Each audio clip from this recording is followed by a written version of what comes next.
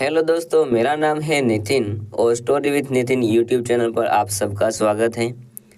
दोस्तों, आज इस वीडियो में हम सुनेंगे एक मज़ेदार कहानी। जो आपको ये कहानी अच्छी लगे तो वीडियो को लाइक और चैनल को सब्सक्राइब ज़रूर कर दें ताकि आने वाली हर कहानी आप तक पहुंच सके। तो आज की कहानी हम शुरू करते हैं। मेरा नाम पीयूष है। यह मम्मी के साथ मेरे पहले दिन का अनुभव है। अब मैं पूरी तरह से बड़ा हो गया हूँ। मैं अपनी मम्मी और पापा से अलग होने के 8 साल बाद अपने घर वापस जाकर बहुत खुश हूँ। मेरी मम्मी का नाम मंगू है। घर आने के एक हफ्ते के बाद हमें अपने एक रिश्तेदार से शादी का निमंत्रण मिला जो चेन्नई में रहते थे। हम सभी ने चेन्नई जाने के लिए एयर टिकट बुक किया, लेकिन अचानक मेरे पिताजी को ऑफिस प्रोजेक्ट के काम के सिलसिले में विदेश जाना पड़ा। इसलिए मैंने और मेरी मम्मी ने शादी के लिए जाने का फैसला किया। मैं अपनी मम्मी के साथ यात्रा करने के लिए बहुत खुश था और मैं देख सकता था कि मेरी मम्मी भी बहुत खुश थी। आखिरकार यह दिन आ गया जब हम हवाई जहाज़ के द्वारा चेन्नई पहुंच गए। हम शादी से 2 दिन पहले ही वहां पहुंच गए थे, इसलिए हमने शहर की यात्रा करने की योजना बनाई थी। हमारे रिश्तेदार यह नहीं जानते थे कि हम 2 दिन पहले वहां आ गए हैं। हम एक स्टार होटल में गए जो कि हमने पहले ही बुक कर दिया था।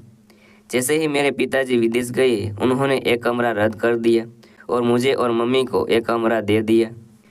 अब यहाँ समस्या आती है, जब से मैं अलग रह रहा था तब से मुझे बिना सोने की आदत थी। मैं अपने कमरे में कभी दूसरों के साथ सोया नहीं था। मुझे लगा कि मेरे पास एक अलग से कमरा होगा, लेकिन दुर्भाग्य से नहीं था। मेरा मन विचलित था। हम कमरे में चले गए और हमारे पास 2 तकिए और एक कंबल के साथ एक बड़े आकार का बिस्तर था। अब मैं अपनी निजता को लेकर तनाव में था। कमरे में आने के बाद मेरी मम्मी ने कहा, क्या तुमको कमरा पसंद आया? मैंने कहा, हाँ मम्मी, लेकिन मुझे लगता है कि पिताजी ने 2 कमरे बुक किए थे।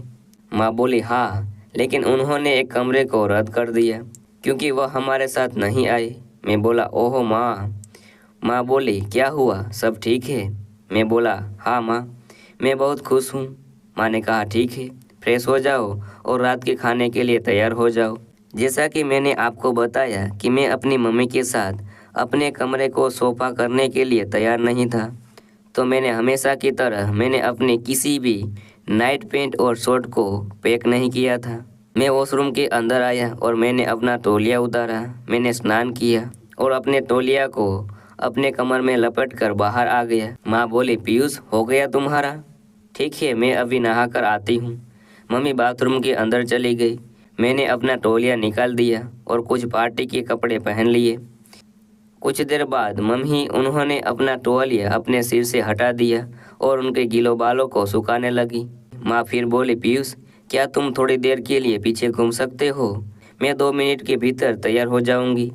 मैं बोला, प्लीज़ मम्मी, आप चालू रखिए, मैं बाहर इंतज़ार करता हूँ आपका। माँ बोली, कोई ज़रूरत नहीं पीयूष, तुम यहाँ ठहर सकते हो, बस अपनी आंख बंद कर लो या पीछे मुड़ जाओ। तो मैंने कहा, ठीक है माँ। मैं पीछे घूम गया, लेकिन मैं मेरे सामने लगी खिड़की के शीशे में देख सकता था, लेकिन वह मेरी मम्मी है और मैंने उनके बारे में सोचना बंद कर दिया। मम्मी ने मुझसे पूछा, तुमने पार्टी वेयर क्यों पहने हैं? तुम रात के खाने के लिए कुछ और कपड़े भी पहन सकते थे। पर मैं चुप रह गया। हम दोनों रात के खाने के लिए गए। यह मेरे लिए काफ़ी अच्छा समय था और हम दोनों मेरे ग्रेजुएशन लाइफ के बारे में बात कर रहे थे। डिनर करके हम वापस अपने कमरे में चले गए। मेरी मम्मी ने मुझे वॉशरूम में जाने के लिए कहा ताकि वह अपनी ड्रेस बदल सके। मैं बाथरूम के अंदर गया और 2 मिनट के बाद उन्होंने मुझे बाहर बुला लिया। फिर माँ ने कहा, ठीक है, अब मैं वॉशरूम के अंदर जाती हूँ, तुम अपनी ड्रेस बदल लो और फिर मुझे बुला लेना।